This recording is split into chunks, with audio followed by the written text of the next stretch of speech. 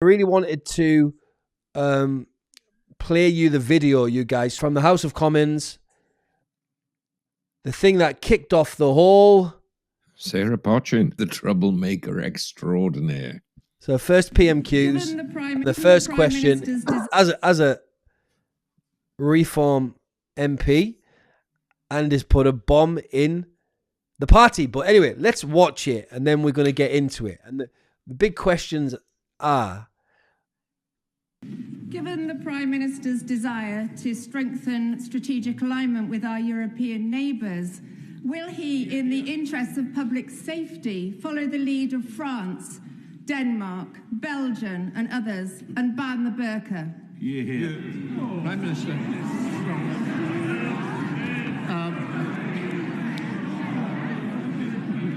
Can I welcome her to her place? But I'm not going to follow her down that line.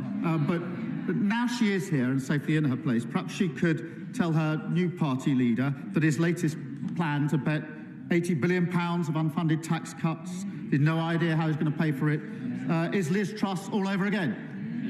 Although, considering I think she was a Conservative member when Liz Truss was leader, she probably won't. Well, I would say, firstly, I think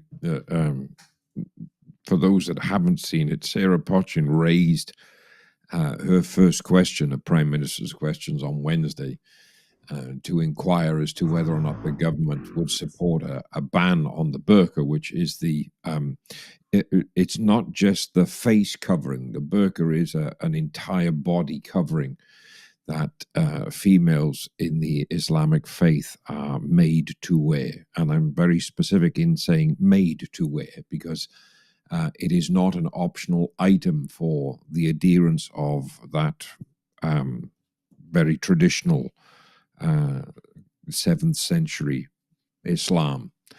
And it's certainly, when you look at certain countries that are under Sharia law or under Islamic rule, is not an option. So Sarah Pochin raised the question purely based on other countries in Europe that have already initiated either a partial or full and total ban on the burqa across Europe.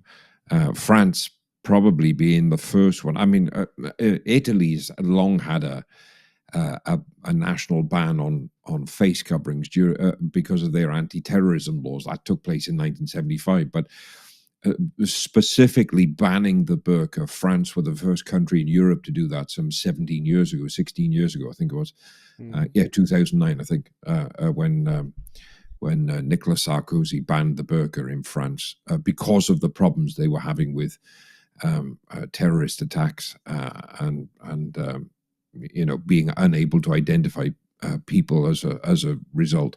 However, Sarkozy brought another aspect into it, which we'll talk about in a second, because the position in the United Kingdom is that they wouldn't contemplate a ban on the burqa under Article 9 and under Article 14 of the European Convention on Human Rights, and that's the protection of religious freedoms. And Article 9 and the Article 14 is the anti-discrimination laws. And because France is a subscriber to the European Court on Human Rights and the European Convention on Human Rights, it's fascinating that their argument for banning it does not correlate with Article 9 and Article 14.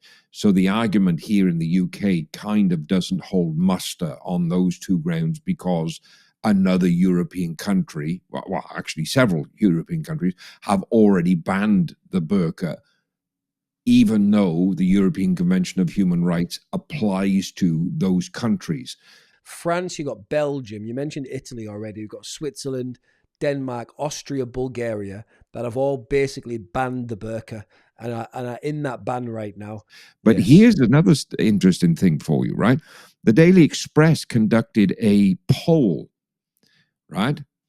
And those they polled 31,000 readers So this is Okay. not the standard YouGov poll. The It's like Daily 50 Express has got million. 31,000 readers. Yeah, apparently, right? But they polled 31,000 readers, and 96% of the people polled are in favor of banning the burqa. So we know that the British public are definitely interested in banning the burqa. It's been raised in Parliament. Keir Starmer and a lot of his cronies and a lot of the other kind of Islamophobia crew, they all gasped when Sarah Potchin mentioned it in the question in horror. Like, how could you say something against anything to do with Islam? It's like in that big gasp in the room. Keir Starmer was busy tweeting about Eid Mubarak, and today is a D-Day, by the way, 81 years. One of the government ministers, Keir Starmer's cabinet, posted about D-Day. You're right, exactly. But they were busy posting about Eid Mubarak, right? And you know, I don't know how many Eid Mubaraks there is. I don't know how many times we are, you know, these guys are celebrating these things. It was something else called Hajj or something today. I have no idea what it is. I don't care what it is. I'm tired of other cultures coming first in our senior leadership of Great Britain. It's tiring. It's nauseating. We want to hear about British Christian culture because that's who we are. And those that are coming with different cultures, it's fine. Do your thing. But the culture of this nation stands as British, and we stand in our Christian heritage. And somebody was arguing in the comments today about we're a multicultural country. No, we have our own culture. It's called British culture. That's who we are. And other cultures are living within our culture, but it can't be a multicultural country, because if it's a multicultural country, then it has no culture at all. And that's absolutely not the case. We have our culture. It's wonderful. It's rich. It's long. It's got so much beautiful art, so much beautiful culture, so much beautiful heritage. And we are not going to erase that for this dream of a diverse DEI multicultural utopia that's never going to happen. So what's happened today, I thought it was a good move. And what I was saying about Keir Starmer was that he was busy saying Eid Mubarak instead of even mentioning D-Day, because for this kind of blinded support of all things Islam, it can only lead back to two things: financial donors or voter base, or a combination of both. That they've just got this complete drive to just forget about anything to do with British and to go straight out for the Islam thing, the foreign thing. And it's just painful, Bishop. It's painful to see it all of the time. Well, today in the Islamic calendar is the Qurbani Day, you know, the day of ritual sacrifices, and many people will have seen on Twitter that the sacrificial bull in Small Heath escaped. Small Heath, when you go back 50, 60 years ago, was an area of Birmingham that was about 80% Irish population and 20% locals, and is now 96% Muslim in the space of one generation. When it comes to the burqa, it doesn't fit in with British culture. It's not a British cultural thing to do. And we have to stand on our British culture. We've got to stand on our identity. And to see somebody walking down the street unidentifiable is very tricky. And I think my camera's just for, oh, okay, I'm back. Is a very tricky thing. Not being able to ID a member of the public when you're walking by. If anything was to happen, if there was an altercation with that member of the public, you wouldn't be able to give any identification.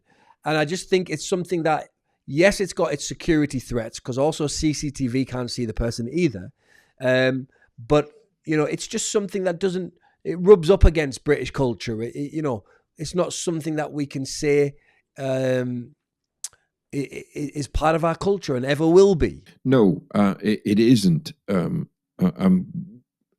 There's a lot of British people that I'm aware of that find the use of the burqa themselves, find it offensive to British culture, but also find it offensive because in their opinion, it is a regressive tool to take, women's liberty and women's right. And I say that based on, I've done a comprehensive study. I didn't go straight to theological seminary when I was younger. I went to university. I studied world religions for 3 years, so I know the intricacies of most of the major faiths in and out.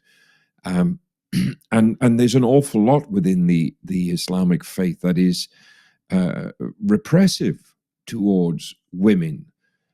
In particular, women are held in a second-class citizen role, and one of the punishments for not wearing the burqa is physical violence from your spouse. Well, we have massive laws in this country. We have fought very, very hard, even up till 2015 and 2016, with the introduction of new laws to deal with spousal abuse. And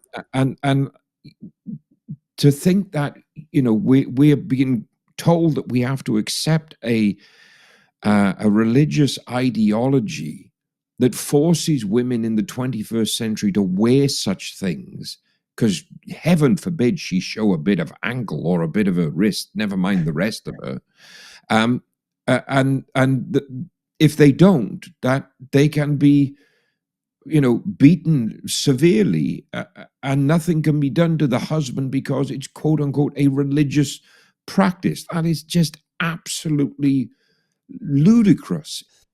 Okay, not all of them, but the majority of them will have either immigrated to this country or being first or second generation immigrants, like their fathers or their grandparents immigrated to this country, right? Now, when they immigrated to this country as Muslims from wherever they immigrated from, whether it was Pakistan or Northern Africa or whatever it is, they immigrated into a country that has British culture, Christian heritage. They knew that when they arrived in this country. In fact, I would go as far to argue that one of the main reasons they wanted to come to this country is because it had such an amazing environment, an amazing place to live, because of its Christian British culture. And now those immigrants or offspring of immigrants want to change this wonderful culture, a wonderful nation, to the culture that they ran away from.